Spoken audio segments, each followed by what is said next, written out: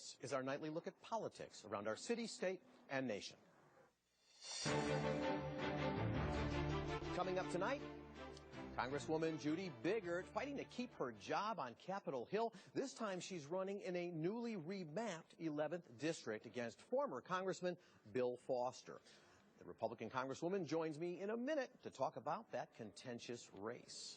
But first, here's what's happening in politics tonight.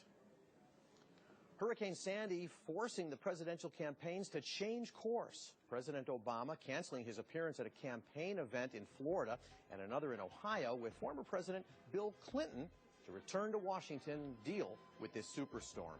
He also canceled an event in Virginia. The president spoke earlier today urging residents in the path of the storm to heed emergency warnings. The most important message that I have for the public right now is please listen to what your state and local officials are saying. When they tell you to evacuate, you need to evacuate. Do not delay. Don't pause. Don't question the instructions that are being given, because this is a serious storm and it could potentially have fatal consequences if people haven't acted quickly. The president spent the day at the White House monitoring the federal government's response to the storm. Republican Mitt Romney also canceled events as Sandy moves on shore tonight. Romney's campaign canceled all events for Monday night and Tuesday out of sensitivity to those in harm's way. Supporters who want a ticket to President Obama's election night rally here in Chicago will have to put in some volunteer hours in the battleground state of Wisconsin. The Obama campaign has announced that the election night event at McCormick Place will be a scaled-down version of the 2008 celebration in Grant Park. The Obama campaign is organizing the Illinois Victory Volunteers to canvass in Wisconsin next weekend. Tickets will be handed out on a first-come, first-served basis to volunteers who work at least 2 shifts. For those who don't want to canvass, a cash donation will get your name entered into a lottery for a ticket. You can do all of that on the campaign's website. All right, up next, Republican Congresswoman Judy Biggert. She is here, and after the break, she's going to join me to talk about her re-election fight for the newly drawn 11th District. We'll be right back.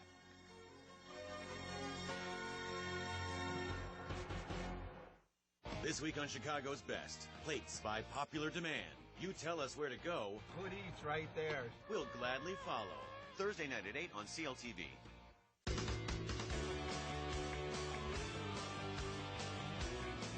Powerful voice of WGN. Really? Do you have to clip your toenails in public? What? Would it be so bad to give me a courtesy wave? Kennedy shut down for a motorcade on the internet. Why does the vice president have to shut down traffic during rush hour? He should get stuck in it like everybody else. Gary, you are reading my mind. They say great minds think alike. No wonder they love the 2013 Elantra so much. It has an EPA-estimated 40 mpg highway, gorgeous design, and it was voted 2012 North American Car of the Year. Wait until they get their minds wrapped around this. Now you can lease a 2013 Elantra for just $179 a month. Visit myhyundaichicago.com. Joe Walsh's right-wing super PAC vowed to bury Tammy Duckworth in false negative ads. But lies can't hide the truth. The Sun-Times said Walsh is a deadbeat dad who was forced with garnished wages to pay his child support. Walsh vacationed in Europe, gave his own campaign $35 grand while skipping out on support payments for his own children. Tammy Duckworth has always met her responsibilities. Says the Trib, Tammy Duckworth inspires. I'm Tammy Duckworth, and I approve this message.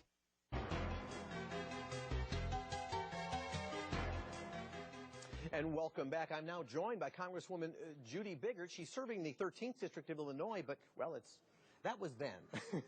And this is now, Congresswoman, a newly drawn 11th district. You know, we just, in our last break, we talked about the storm that people are facing. I actually just want to start there for a moment, because one of the things Mitt Romney has said in past debates, he said, actually, the handling of disasters should be handled on the state level and even better by private industry, if he said, sort of trying to put FEMA out of business, it would strike me. What's your take on FEMA and the importance of that federal entity? Well, FEMA has worked very hard at the job that they've had, but actually I have have a bill that was signed into law just this fall that is going to allow the private sector to be the insurers and phase that in so that the taxpayer is not only just footing the bill.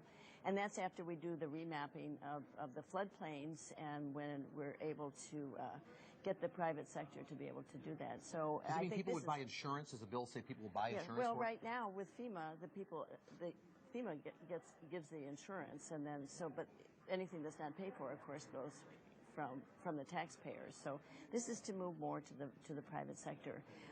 FEMA is now $18 billion in debt, so we want to make sure that they have the funds to do this right now in these disasters. But if we have better remap for the flood insurance and better locks and levees and everything, then this is going to be able to have the private sector do that. Of course, right now is one of those what they're calling the perfect storm. Or this year, it's the October surprise for the election, not affecting us here, unfortunately, in Illinois in a major way. But your district has changed significantly, and it's requiring, obviously, shifting on both of you and Bill Foster's part, obviously. But just for our viewers who aren't quite sure what the new 11th district looks like, how do you describe it? Well, the new 11th district is not compact. It is not contiguous. It is kind of goes in all different directions and was actually drawn for Bill Foster, the Democrat, and so it's much more Democrat district, and it's my 13th district was cut into 6 pieces, so I have 48% of the new 11th district, which I'm very happy to have, and I'm happy to have all the new people, but it's like Bolingbrook, Romeoville, Darien, a little bit of Burr Ridge, a little bit of Downers Grove, Woodridge, and then the new part is all of Aurora, all of Joliet, down to New Lenox, down to Shanaha. So it's a real mixture, and we're showing our viewers what it did look like, what it does look like. Bill Foster is saying you're very conservative and painting you that way. And now, of course, this is our opportunity to find out just how conservative or not you are. But that being said, you did make a comment that you view yourself as moderate, and basically there's not too many moderates to play with in Congress anymore. They've all been booted out. Well, not necessarily booted out, but in 2006 and 2008, I did lose a lot of my friends, the moderates. 2010 as well. Well, 2010 was really the Blue Dogs from the Democrat side. So what's happened is that the parties have moved further to the right and further to the left. And I happen to be a moderate, fiscal conservative, but social moderate, and I work across the aisle. And in fact, I've been elected by the members on the Democrat side as one of the most bipartisan members. And I think this is the type of person, the type of member that we need, because we have got to solve these problems and we have to be able to get together and find the solutions. So people are being bombarded with ads that run day and night. You can't avoid them. And the one thing that we don't get to do is, and this is what I love about this moment, is I get to say, all right, here's what they're saying in the ads. What do you have to say? You get to respond. Okay. So I'm going to let you respond. One of the attacks against you is that you voted against Lilly Ledbetter, the Lilly which is the Fair Pay Act for women. The suggestion being that you believe in discrimination in pay against women. You're a lawyer. You've gone to law school. I think you've talked about the fact that you were discriminated against in law school. But explain your vote on that act. Well, I certainly was discriminated in law school. I was told I was taking the place of someone who belonged there, a man. And I am a woman, and I do not discriminate against women. I think that I know much better about how women react than my opponent.